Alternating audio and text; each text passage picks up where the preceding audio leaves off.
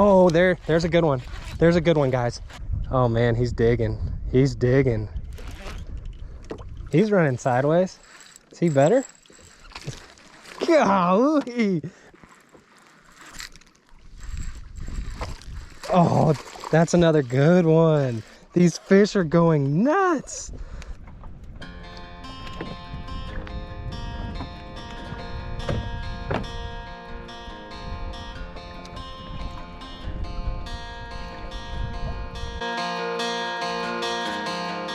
There's a million miles between you and I don't care.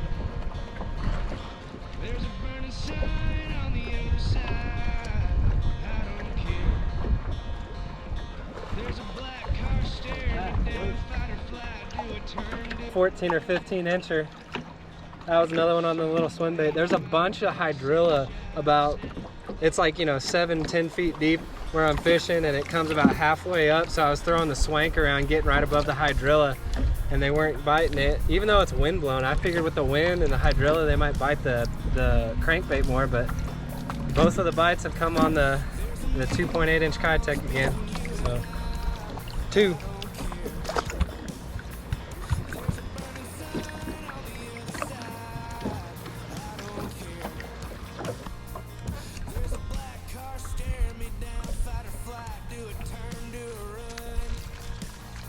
Yikes. I don't know if he counts or not. It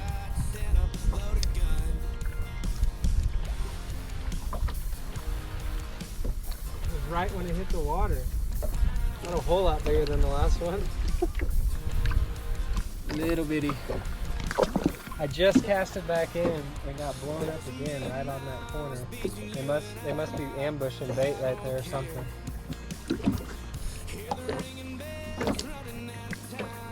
Yeah, they're loaded right there. There's got to be some bigger ones in there too, you would think. They can't all be this size, but that's 3 straight casts right there. Switch it up. See if they want this. See if they want the whale.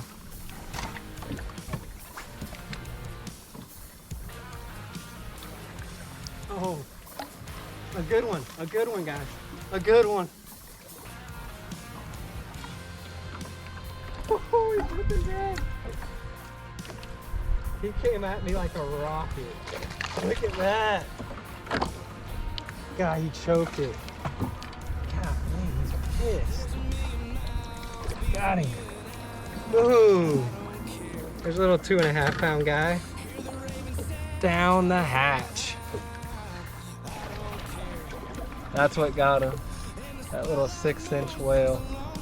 It's got little pec fins on it. It shimmies super tight. I was surprised. I mean, a decent one. Nice little keeper.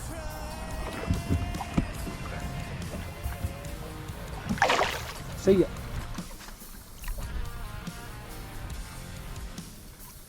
God, there's another one.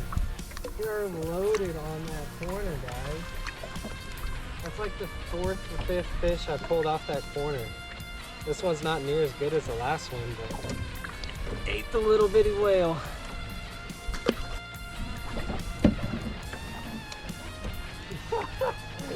Jeez. All the little guys tonight. All the little guys. Pretty much every single cast get a little one. This little thing is just dancing on that little jig head. In the 6-pound test, there's like no resistance from the line, and it's just shimmying so tight, and I can bomb it out there with this long rod. It is awesome. Did you see all these fish busting bait on the top over here? There, whatever one was, there's one of them. Little head shake. There it is. He's a little better. Golly, he got off again. That was about a 15-incher again. Oh, dang. There's got to be some bigger ones in there, guys. Oh, there was a fish trying to eat him. That was so sick. There are some bigger ones mixed in there, guys. As I was reeling him in, there was like a 4 or 5 pounder right behind him trying to eat him on the way in. Another one right on this corner, guys. He's a little bit bigger. He's a little fatter. Not huge by any means, but I'm not gonna leave this spot when there's literally a bass on every single cast. There's gotta be a couple other bigger ones like that 2 or 3 pounder that I caught that's mixed in there. And I just saw a 4 or 5 pounder follow that bait in, so. It's seriously every single cast. Every single cast I'm catching a little one. Here are the real little ones I've been catching, and there's a little better one. I'm gonna put the chest cam on and I'm gonna throw a crankbait through there and see what happens. I'm gonna throw the bigger bait through here a few times, and it's literally right on this this culvert, this opening. So this connects the older side of the lake to the newer side of the lake. Y'all who've been here before know exactly where this is. I've never seen this many fish stacked on this spot before. I'm sure some of y'all maybe have, but I personally haven't. Nothing on the first cast. Got a little bit of grass though.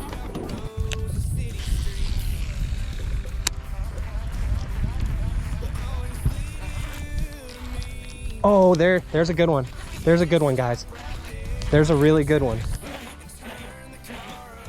Come on. Yes! It did work. I sized up. I threw the big swank at him. Oh man, he's digging. He's digging. Yep. Yep.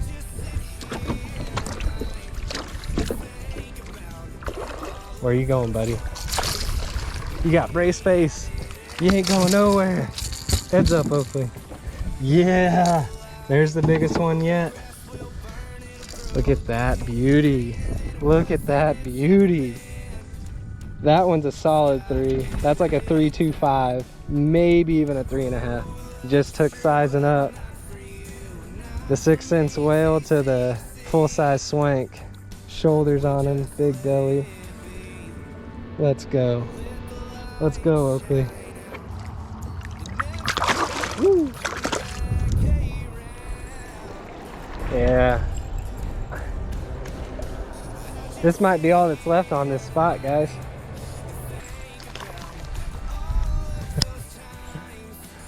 This is just insanity, y'all. There's so many little fish in here. This is unbelievable. I'm gonna run up this riprap and see if I can. So they're still busting it up there.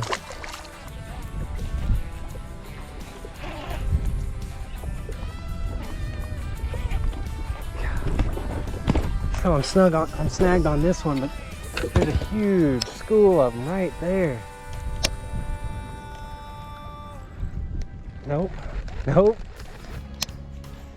Huge school of them right there. Nope, nope.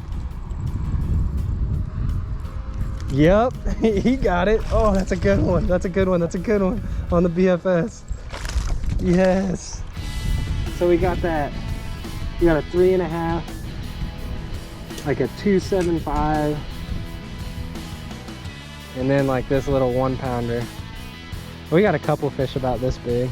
So we got about 4 fish that would be keeper size. Not too bad. These whales are tough though. I like that. This thing's holding up. I caught a ton of fish on that bait.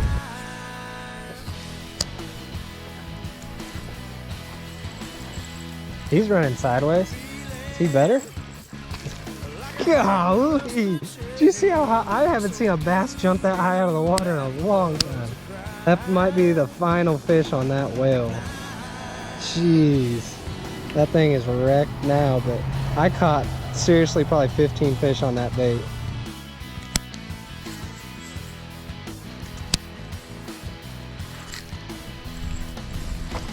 Oh, that's another good one. These fish are going nuts. That's about the size of the one that I just caught that freaking shot out of the water like a rocket. And I'm talking a rocket. He went to the moon. He did not want that bait in his face. There's probably 5th or 6th pretty good keeper size. Shoot, we might have more than that. I've completely lost count. This is schooling bass action at its finest. Is that a keeper size? That would have been.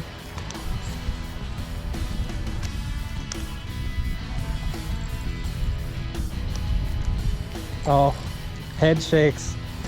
Head shakes on that, boys. Yeah. Oh yeah, this is a keeper. Wow. He couldn't decide if he wanted it or not. And he's like, yeah, I'll take that. Oh. Oh, dang it.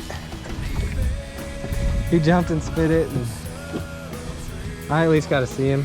He was like another 2 or 3 pounder. That was a good one. I had him right in the roof of the mouth. That's the only bad thing about this little BFS thing. I need a net if I, you know, because I can't boat flip fish like that. And, you know, the more you let them flip around and stuff, the higher chance you have of losing them. So I need to get a net so I land all those fish. But I at least got to see him.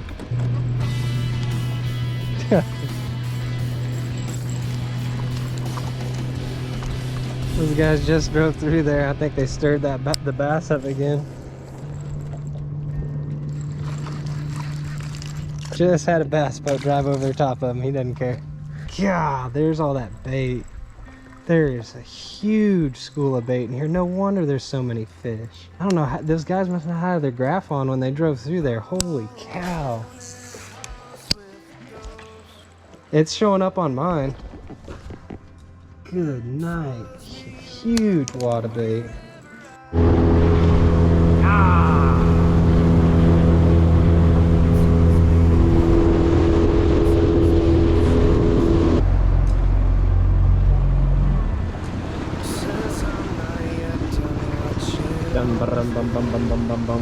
Fish, y'all fished this corner right here. They were schooling when I was here like 45 minutes ago.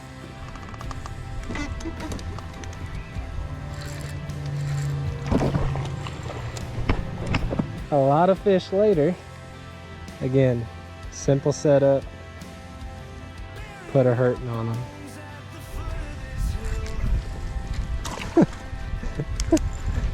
I pulled him into next week.